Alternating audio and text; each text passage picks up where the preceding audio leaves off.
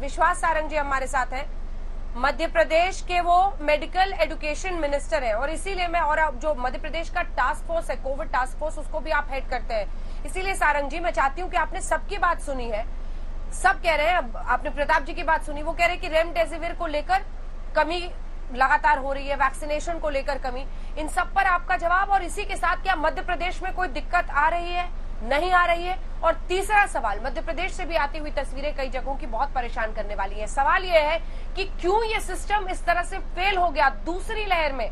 पहली लहर में फिर भी लॉकडाउन के जरिए सब कुछ संभल गया, मतलब अगर व्यवस्थाओं पर हम आए, मंत्रालयों पर, सरकारों पर, तो सब कुछ वहां पर निरस्त ही होता हुआ दिखता है। सारंग जी।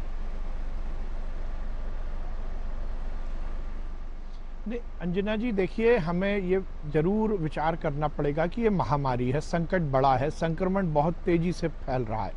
और प्रताप जी ने बात तो बहुत ही अच्छे अंदाज में पॉलिटिकल कर दी, वो ये हर चीज का ठीकरा केंद्र सरकार पर फोड़ रहा है। मैं निवेदन करना चाहता हूँ, मैं जैसा कह रहा हूँ कि ये महामारी है, ये संकट का दौर है, संक्रमण का इतना भीषण प्रभाव कभी नहीं देखने को मिला। और अंजना जी, ये अनप्रिडिक्टेबल वायरस है और जिस प्रकार से आप मध्य प्रदेश की बात कर रहे हैं, हम हर स्तर पर काम कर रहे हैं, ये एक बड़ी चुनौती है। ऑक्सीजन हमारे लिए चुनौती है, रेमडेसिविर हमारे लिए चुनौती है, पर हमारे पास जो अवेलेबिलिटी है उसको हम बहुत ही साइंटिफिक तरीके से पूरे प्रदेश में हम कैसे कुछ व्यवस्थाएं कर सकते हैं, इस पर हम काम कर रहे हैं। लगातार पॉजिटिविटी बढ़ रही है। हमने संक्रमण को तोड़ने के लिए कोरोना कर्फ्यू बहुत शहरों में लागू किया है, जिसका बहुत अच्छा परिणाम हमें देखने को मिल रहा है। और मुझे लगता है अगले 7-8 दिन में जब ये कोरोना कर्फ्यू का इफेक्ट आएगा तो हम निश्चित रूप से इस चेन को तोड़ पाएंगे। पर मेरा एक निवेदन है कि इस समय पर हमें बिल्कुल भी राजनीति नहीं करनी चाहिए। हमारे मन और मस्तिष्क में केवल एक ही बात होनी चाहिए कि इस संकट से हम कैसे निपटें।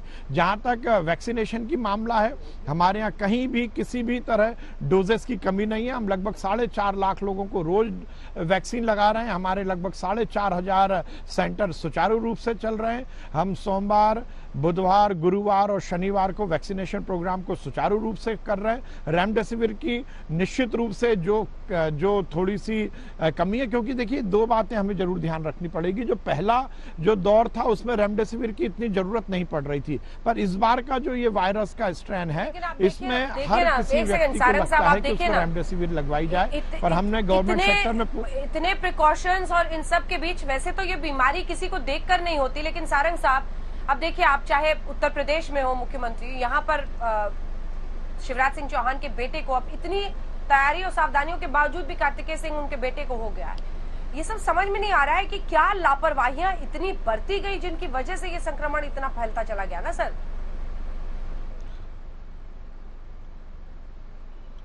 नहीं, 2 बातें हैं अंजना, जैसे आपको मैंने पहले बोला कि अनप्रिडिक्टेबल वायरस है। देखिए हम 2 बातें, हम बिल्कुल खुले विचार से बात करें। कोरोना कैसे आया किसी को नहीं मालूम, कोरोना पिछली बार पीक पे कैसे गया किसी को नहीं मालूम, और उसके बाद नीचे कैसे आ गया ये किसी को नहीं मालूम। एक समय ये था, आज से मेरे ख्याल से 4 हफ्ते 5 हफ्ते पहले हम लोग बड़े लग रहा था कोरोना खत्म हो गया, और अब ये कैसे ऊपर आ गया किसी को नहीं मालूम। बड़े बड़े लोग ये कहते थे कि गर्मी में ये खत्म होगा और सर्दी में ये बढ़ेगा, इसका जस्ट उल्टा हो गया। सर्दी में ये खत्म हो गया, गर्मी में ये बढ़ गया।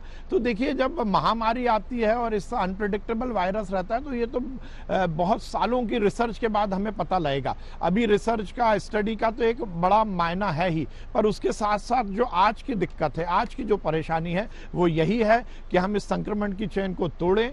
हम ये सुनिश्चित करें कि लोग आचार संहिता का पालन करें, अपने को, अपने परिवार को इस संक्रमण से बचाएं, और जो संक्रमित हो गए हैं उनको सही रूप में इलाज मिल सके। और उसके लिए मैं एक आपका, क्योंकि प्रश्न था, मध्य प्रदेश में हम लगातार इनहैंस कर रहे हैं हमारी सभी व्यवस्थाओं को। जैसा मैंने कहा, बेड को हम लगातार बढ़ा रहे हैं। आज की तारीख में हमारे पास लगभग 38,000 बेड हैं और हम इसको 1 लाख बेड तक लेके जाने वाले हैं। आज हमारे पास 60 से 70% की ऑक्यूपेंसी है, 30 से 40% बेड आज भी हमारे पास खाली हैं। आईसीयू, एचडीयू, जनरल बेड या ऑक्सीजन सपोर्टेड बेड, हमारे पास सभी चीज़ों की समुचित व्यवस्था है। रेमडेसिविर की का जो पूरा मामला है, उसको हम आईसीएमआर और एम्स की जो गाइडलाइन है उस हिसाब से, जो हमारे सरकारी सिस्टम में जो मरीज दाखिल हैं उनको पूरी तरह से हम फ्री कर रहे हैं, उनको फ्री रेमडेसिविर दे रहे हैं और प्राइवेट सेक्टर में भी ये रेमडेसिविर का इंजेक्शन प्रॉपर मिल सके इसकी पूरी व्यवस्था मध्य प्रदेश सरकार ने की है। ऑक्सीजन एक हमारे लिए चैलेंज है,